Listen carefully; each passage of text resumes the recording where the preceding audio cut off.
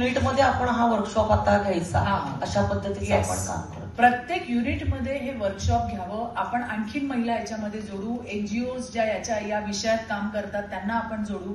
आणखीन काही वकील महिला असतील ज्या या विषयामध्ये स्पेशलायझेशन ज्यांचं आहे त्यांना आपण जोडून घेऊ. आणि प्रत्येक युनिटमध्ये जाऊन मला वाटतं आता आपल्याला प्रचार आणि प्रसार करण्याची गरज आहे. ताई पुढे पण मला असं वाटतं काही इन्फ्लुएन्सर महिला असतात, मुली असतात, त्यांच्या माध्यमातून सुद्धा छोटे व्हिडिओ बनवून जर आपल्याला व्हायरल करता आले या सगळ्या इंडस्ट्रीजमध्ये वगैरे, किंवा यांच्या अध्यक्षांचे जरी तुम्ही व्हिडिओ आपण शहरामध्ये आता होर्डिंग लावणार आहोत कारण आंबेडकर जयंतीचे खूप होर्डिंग होते. तर छोटे छोटे पोलवरती ह्या पॉशची जी पोर्टल आहे आणि जो हेल्पलाईन नंबर आहे तर त्याची आपण आता होर्डिंग देखील शहरभरामध्ये त्याचाही चांगला फायदा होईल.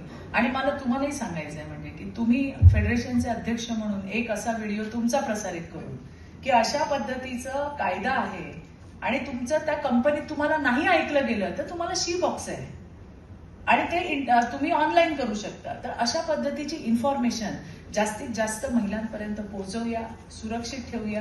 आज 2026 म्हणजे 21व्या शतकामध्ये जेव्हा हे आपल्याला सांगावं लागतं की आपण सुरक्षित नाही आहोत, कायदा असून पण आपण सुरक्षित नाही आहोत, तर मला वाटतं त्याच्यासारखं दुर्दैव दुसरं काही नसेल.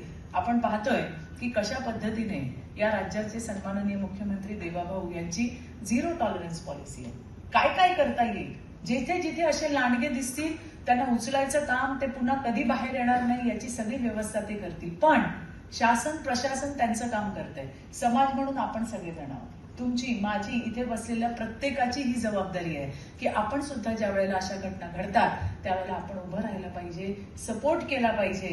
मी तुझ्यासोबत आहे, तू काळजी करू नकोस. एवढे 2 धीराचे शब्द खूप मोठं बळ देऊन जातात मैत्रिणींना. तुम्हाला सांगायची काही वेगळी गरज नाहीये मला. आणि त्यामुळे मला असं वाटतं की हा कायदा आणखीन प्रभावीपणे कसा राबवता येईल यासाठी आपण सगळेजण प्रयत्न करूया. पुन्हा एकदा देवयानीताईंचे खरंच आभार, सीमाताई तुमचे आभार की तुम्ही हा इनिशिएटिव्ह घेतला की काय करता येईल. हा प्रवास पुढे न्यायचा आहे आणि फक्त शासकीय नाही तर निमशासकीय आणि खासगी आस्थापना, देवयानीताई हे आपलं पुढचं टार्गेट असलं पाहिजे. सीमाताई तुमचा आता मतदारसंघ सातपूर आहे. केवढी मोठी अंबड इंडस्ट्रियल इस्टेट एवढी मोठी आहे. या ठिकाणी आता आपल्याला जाऊन या सगळ्यांचे वर्ग घ्यावे लागतील. त्या पोरींशी बोलावं लागेल, त्या महिलांशी बोलावं लागेल. काय आहे तुझा हक्क, काय आहे तुझा अधिकार, हे त्या ठिकाणी आपल्याला सांगावं लागेल. महिला ज्या वेळेला तक्रार द्यायला येते त्यावेळेला तिला हा विश्वास द्यायला पाहिजे की मी तुझ्या सोबत आहे. मी तक्रार दिली म्हणून माझा प्रतिशोध घ्यायचा प्रयत्न करू नये. अच्छा तू दिली का, बरं बघतो तुला.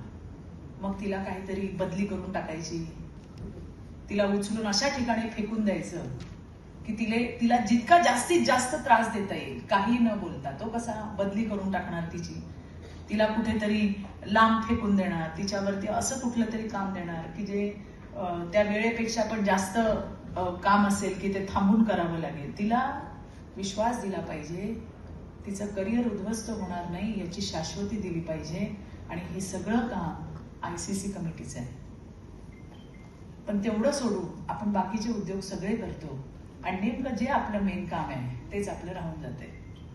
आणि म्हणून मला असं वाटतं की येणाऱ्या दिवसामध्ये हे आपल्याला सगळं करावं लागणार आहे. महिलांची सुरक्षा जी आहे ही फक्त महिलांची समस्या नाही आहे, हा समाजाची पण जबाबदारी आहे. आणि म्हणून तुम्ही, आम्ही, आपण सगळ्यांनी मिळून या पॉश ऍक्ट वरती काम केलं पाहिजे. बघा कायदे बनतात पण त्याच्या प्रभावी अंमलबजावणीसाठी आपण आग्रही भूमिका घेतली पाहिजे. आता आज असंच झालं ना, TCS ची जेव्हा बातमी आली तेव्हा अरे विशाखा कायदा, prevention of sexual harassment at work place किधर गया सब. ते म्हणले नाही नाही आमच्याकडे तर तक्रारच आली नाही. कशी येणार तक्रार. म्हणून आज मला वाटतं त्या बाईला पण नाही का, त्या अध्यक्षाला पण आतमध्ये अरेस्ट केलेलं आहे. परंतु मला असं वाटतं की हा जो कायदा आहे हा आपल्यासाठी आहे, परंतु त्याची प्रभावी अंमलबजावणी कशी होईल यासाठी प्रत्येकाने प्रयत्न केला पाहिजे.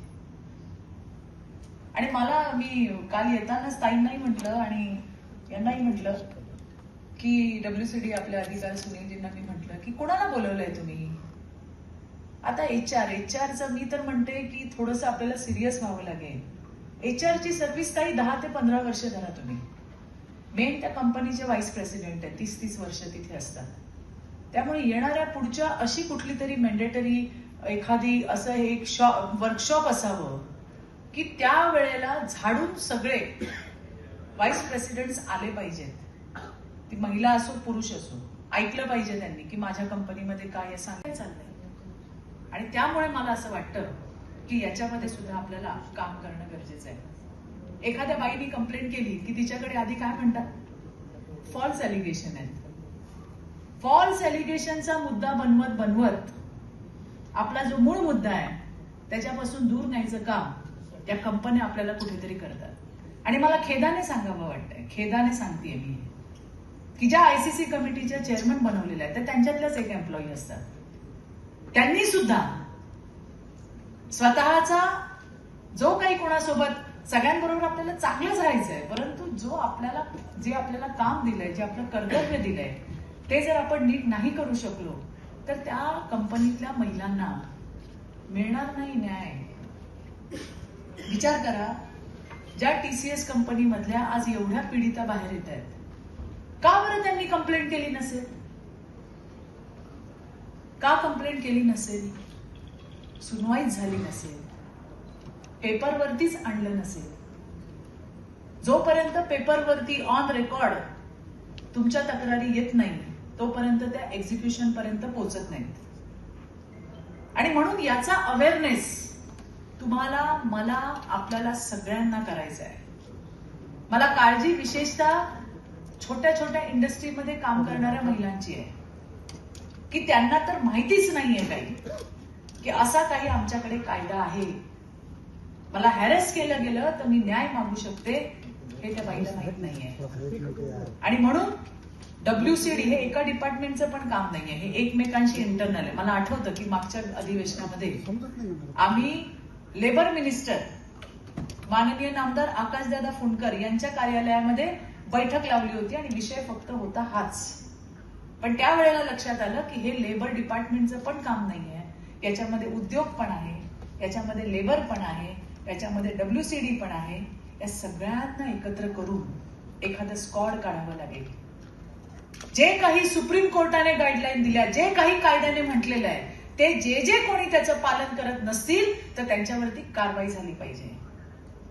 3 महिन्यामध्ये एखादी गोष्ट माझी आज घडली, त्या बाईसाठी तो शॉक असतो.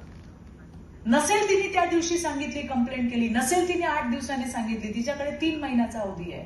त्या 3 महिन्याच्या अवधीमध्ये ती कधीही तक्रार करू शकते. त्याचा निकाल कधी लावायचा, हे केस संपवायची कधी, 90 दिवसांपर्यंत. आणि जर ती नाही केली तर त्याच्यावरती सुद्धा दंड करण्याचं प्रावधान आहे. किती का कंपन्यांना झालं, आपण कधी गेलो काही बघायला. त्यामुळे अशा प्रायव्हेट सेक्टरमध्ये याचे विशेष सेशन झाले पाहिजे. मी जसं तुम्हाला म्हटलं की शासकीय महिला पुढे काय येतात कारण त्यांना नोकरीची हमी आहे, त्यांना गॅरंटी आहे. पण जो मी तुम्हाला आता एका फार्मास्युटिकल कंपनीचा किस्सा सांगितला त्यामध्ये तिला फार वणवण करावी लागली. आणि मग तिची मजबुरी म्हणा, तिची असहाय्यता आहे म्हणून ती तिकडे काम करते. आणि असले नराधम हरामखोर जे या आपल्या समाजामध्ये वावरतात त्या महिलांचं शोषण करतात. ही आजची वास्तविकता आहे. मला वाटतं ही आपल्याला बघितलं पाहिजे.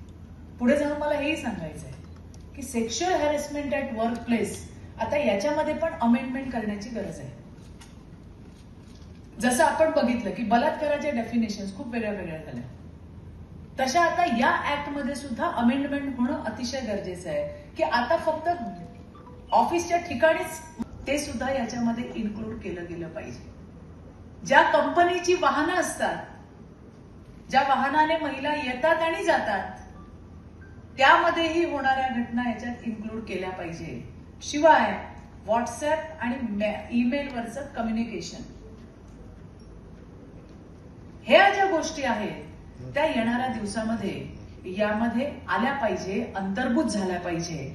आणि याची एक SOP बनली पाहिजे. आजची ही घटना किंवा नाशिकमध्ये आजचं येण्याचं प्रयोजनच हे आहे. म्हणून मी पुन्हा फरांदेताईंना मी आभार करेन की ताई तुम्ही एक पाऊल पुढे घेतलं की आता हे अशा पद्धतीच्या कार्यशाळा आपल्याला राज्यात घ्यायच्या आणि फक्त शासकीय नाही, निमशासकीय आणि खाजगी आस्थापना ज्यांच्यासाठी पण हा कायदा आहे. आता ही आयसीसी कमिटी आहे. जे मी माझं आतापर्यंत पाहिलेलं आहे ते तुम्हाला सांगते. चूक असेल तर तुम्ही मला करेक्ट करा.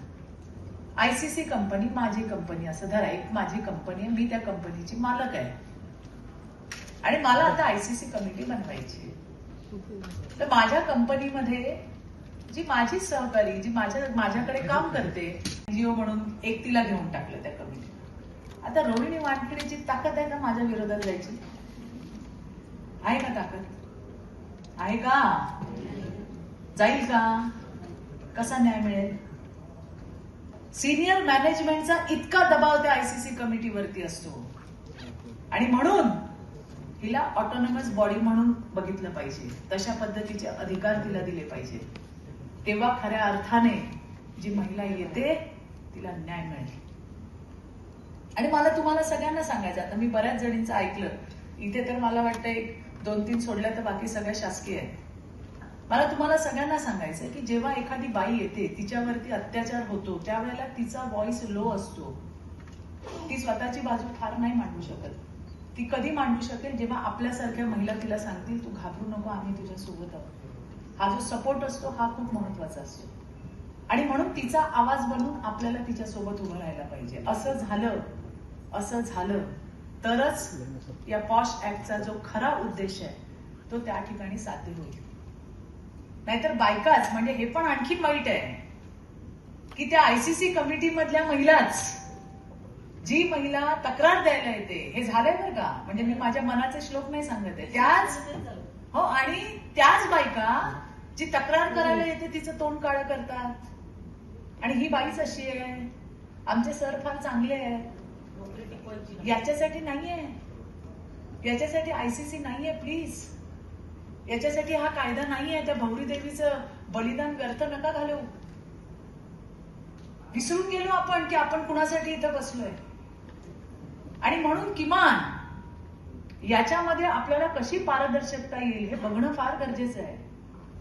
आज ताई तुम्ही ही कार्यशाळा भरवली, अशा कार्यशाळा सतत भरवल्या गेल्या पाहिजे त्या इन्स्टिट्यूशनच्या, त्या महिलांच्या, ज्याचा उल्लेख ताईंनी केला. ई बॉक्स, शी बॉक्स, तुमच्या नाही कंपन्यांमध्ये ऐकत तुम्ही ऑनलाईन केंद्र सरकारचं पोर्टल आहे, तिथं तुम्ही कंप्लेंट करू शकता. पण याची माहितीच नाहीये. मी तर म्हणते की प्रत्येक ऑफिसमध्ये या पॉशच्या अंतर्गत काय काय आहे त्याची नियमावली सुद्धा लावायला पाहिजे आणि त्यामध्ये मोठ्या लाल अक्षरामध्ये असं लिहिलं पाहिजे की जर या कार्यालयात तुमचं कोणी ऐकत नसेल तर प्लीज शी बॉक्सला तुम्ही मेल करू शकता. तुम्ही सांगा ना सगळ्यांना. कित्येक जणींना माहितीच नाही हो की असं काही आपल्यासाठी आहे. अशा काहीतरी घटना घडतात